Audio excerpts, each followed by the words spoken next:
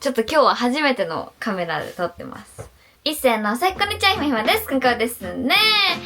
まあ結構そのサムネとかね、タイトルを見て、と思ってこう見てくださった皆さんも多いと思うんですけど、今日はちょっと私はPMS に悩む日々がちょっと続いていまして、もう唐突に言うとね。で、なんかちょっと今回は、まあそれについて、結構 PMS ってそれこそ生理前の症状だったりとか、ちょっと精神的に来るとか、まあいろいろあるんですけど、なんかそういうのってあんまり触れづらいじゃないですか、話題的にも。でも、私みたいな症状を持ってる、こう見てくれてる皆さんもたくさんいるだろうし、同世代の方もたくさんね、見てくれてるから、一人でも多くの悩んでる方にちょっと届けばいいなと思って、今回はこの動画を撮ることにしました。それでは早速やっていきましょう。レッツゴー！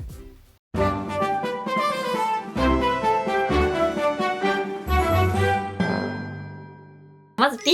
とはですよね。結構男性の方もね、見てくださってるから、ちょっと知るきっかけになってくれるといいなっていう願いもあるんですけど、PMS とは、これ月経前症候群っていうみたいで、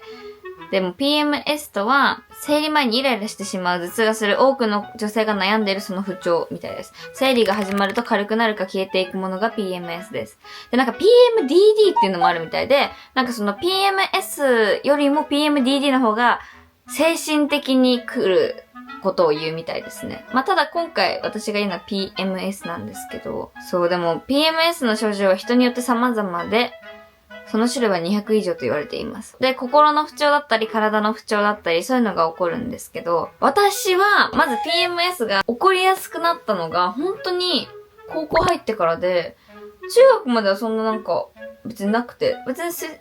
理とかも私は全然軽い方なんですよ。そんな生理痛とかもないし全然。動けるし、本当になんもないんですけど、忘れちゃうぐらい。ただ、本当に今まで悩んでなかったのに、急に生理前のその1週間とかが、本当にきつくなり始めたんですよ。それがもう本当に半年前ぐらいかな、本当に。高校1年生、後半。でもそれぐらいですね。で、なんか、PMS がどれぐらいひどいかというと、私の場合は1週間ぐらい続くんですよ。それこそ始まる前なんですけど、この1週間が本当にきつくて、頭が回らない。あと、何も集中できない。あと、だるい。気分が何にも乗らない。私いつもポジティブなんですけど、ネガティブ。涙が出る。なんか全部の言葉が刺さっちゃうとか、本当にそんな、弱いタイプじゃないんですよ。気分的にも落ち込むタイプじゃないし。まあ、不安症とか心配症はあるけれども、別にそんなにっていう感じだったんですけど、一気にそれがもうきつくなっちゃって。で、一番嫌だったのが、眠気？常に眠気やばいのは分かってると思うんですけど、皆さんもね、よく寝落ちしてるし。ただ、一日中眠いんですよ。どんだけ寝ても眠いし、もう学校でもそりゃね、眠いし、なんも面白くないんですよ。だからなんか面白いものがない世界にってなって本当になんか暗くなっちゃうんですよね。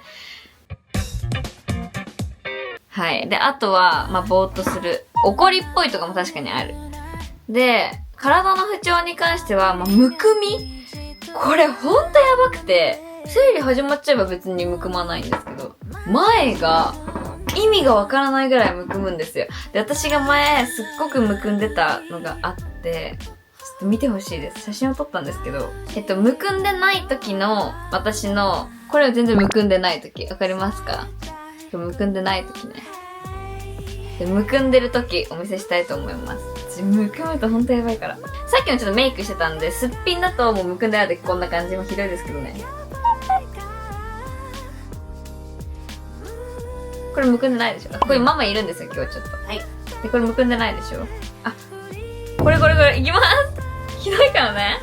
じゃーん！あ、ほんとだ。これ、別人じゃないですか、皆さん。顎のこのシャープのなさわかりますか？笑っても、こんな感じ。えぐくないですか？ 5 キロ違いますよねみたいな。で、すっぴんでももうこんなんだし、お風呂入ってもむくみがもう全く取れない。もうほんとこんな感じなんですね。これが1週間続く。で、もう、むくんでる自分も大嫌いだし、鏡を見たくないってなっちゃって。で、さらに、ここに、まあ、代表的な例が書いてあって、本当にこれで、疲れだるさもあるし、あと、お腹の張りやばくて、特になんですけど、めちゃくちゃ便秘になっちゃうとか、もともと便秘ではあるんですけど、もっと便秘になっちゃうとか、ありました。で、みんな学生って本当にそうなんだけど、今この1週間辛いから安静にしようとか、あんまり予定を入れないようにしようとか、自分のためにいたわれる週にしようとか、そういうのを本当にできないじゃん。学校あるし。私も撮影の時とかに、収録の時とか、面白い言葉考えないっていうか、言葉をね、考えないと、頭を働かせないと、コメントを考えないとって思うのに、本当に思いつかないんです、何も。頑張れば頑張るほど無理になっちゃうし、で、そんなできない自分にも悔しいってなっちゃうみたいなのがもうずっと続いてまして、これはもう生活習慣でも直せないし、どうしようもできないってなって、今回新たな決断をしました。それがですね、病院に行ってみようということで。なんでかっていうと、PMS って大体お薬を処方していただく方もすごい多いみたいで、最近結構年上の方とお仕事をする機会とかあったりとかして、周りのね、年上の方に聞いてみるとみんな結構 PMS が辛い方っていっぱいいるんですよ。で、そういう方に聞いたら、ひまちゃんね、絶対病院行った方がいいみたいな。やっぱ早いうちからこういうのは対策しておいた方がいいよって言われて、代表的な PMS に効くお薬ってよくね、ピルって言われてるじゃないですか。ピルって、それこそいろんな用途に使われますけど、PMS に使われるのが結構最近だと増えてきていて、PMS のね、女性だと普通に使ってる方もめちゃくちゃ多いんです。まだ理解しきれてない方もね、もしかしたら多いかもしれないんですけど、でも、結構もう常識レベルにはなってきているみたいで、そう。で、私もね、すごく気になってたんですよ。だから今回、病院に行ったら、PMS の、処方してくださる先生がいて、で、お薬が2タイプあるって言われて。で、1タイプがピル。で、もう1個が漢方なんですけど、どっちがいいかなってなった時に、漢方だと毎食飲まなきゃいけないですって言われて、ちょっとそれは無理だと思って大変すぎて、だって3回飲むんですよ、1日に。で、ピルだと、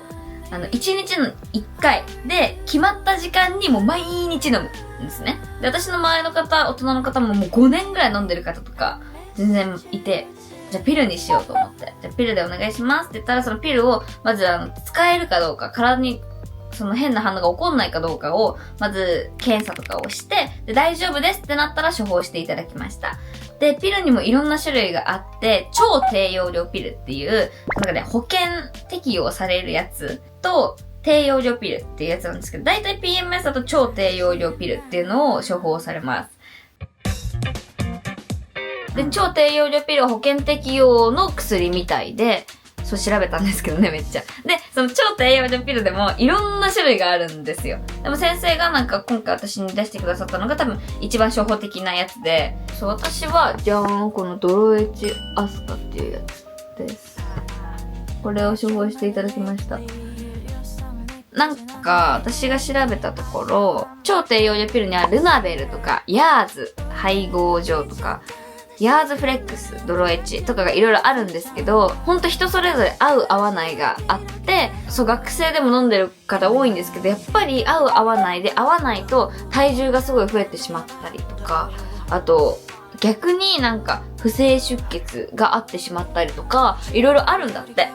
だからほんと、合う合わないは人それぞれだけど、一旦合うかを見てみましょうっていうことで、1ヶ月分処方していただきました。はい。なかなかね、PMS って、本当に辛いのよ。思ってる以上に、経験した人にしかわかんないと思うんだけど、本当に自分が嫌いになっちゃうぐらい嫌なんですね。ほんとその期間だけなんだけど、でも、辛いのは辛いから、辛いと思ったら、周りの人に相談してもいいし、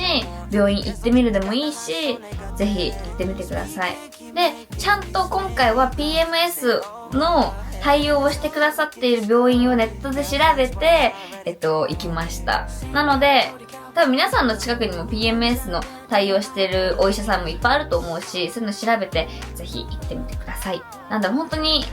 それをね、薬を使う使わないは賛否両論あると思うんですけど、いろんな意見もあると思うんですけど、またこれも一つの方法として皆さんが知ってくださったらいいなと思います。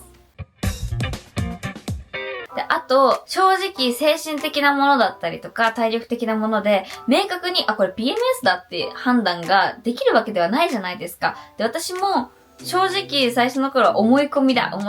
と思って、過ごしてたんですよ。もうこれは自分の考えすぎだし、気にしすぎだと思って。でも、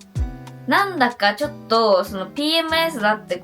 認識した方が心が楽になったし、なんかこういう同じ悩みを抱えている方もいっぱいいるんだっていうのも、その PMS って自分で認識し始めてからわかるようになったので、また一つの手段ではそれもあるんじゃないかなと思います。だから皆さんあんまり今もうだるくって、でもこれは気持ちの問題だし、無理しちゃえばできちゃうじゃんとか、思うかもしれないけど、こういう時期なんだなって思うことも絶対に大事だと思うから、ぜひ無理はしないでくださいね。あとは本当に、今回私はちょっと生活習慣を、正しながらもね、お薬をちょっと処方していただいたんですけど、また合う合わないもあるので、一旦1ヶ月やってみて続けるかどうかは考えたいと思います。そう、ママとかもあんまり PMS ないタイプなんだよね。そう、なくて、で、ひまちゃんがすごく悩んでたから、で、周りの方にも聞いて、じゃあ一回行ってみようっていうきっかけだよね。もう半年以上ちょっと悩んでたから、やってみて、そうだね、またいろんな方法もあるし、やっぱりなんか、親に相談しにくい方も絶対いっぱいいると思うのね。だってさ、処方してもらうのもさ、結局 PMS でピルにもなると思うし、多分本当に相談しにくい子もいっぱいいると思うんだけど、ちょっと皆さんのね、そういう一歩を踏み出せるきっかけの動画になればいいなと思って、ちょっと今回は、私も今まではね、あんまりこういう話をそれこそしてこなかったんですけど、初めて動画にしてみました。皆さんがちょっとでもお悩みが解決したら嬉しいです。でも私は PMS、本当にひどい方ではないとは思うんですね。ただちょっと日常生活に支障が出ちゃうぐらいなので、また重さとかもね、いろいろあると思うんですけど、ちょっとでも心の支えになってくれれば嬉しいです。ちなみに PMS を軽くするためにできることっていうのも調べたらいっぱい出てきますし、規則正しい生活、バランスの良い食事とか、カフェイン控えめにとかね、有酸素運動とか、いろいろありますけど、それでも緩和されないときはお薬を服用することも方法の一つですって言ってるみたいなので、なんかいろんな皆さんも自分に合った解決方法とかを探していただけるといいなと思います。今の経験を皆さんにお話しさせていただいたんですけど、またね、改善されたとかいろいろ逆にあんま合わなかったとかあったら、ちょっと経過報告とかもできたらいいなと思います。では次回のひめひめチャンネルもお楽しみに。バイバーイ。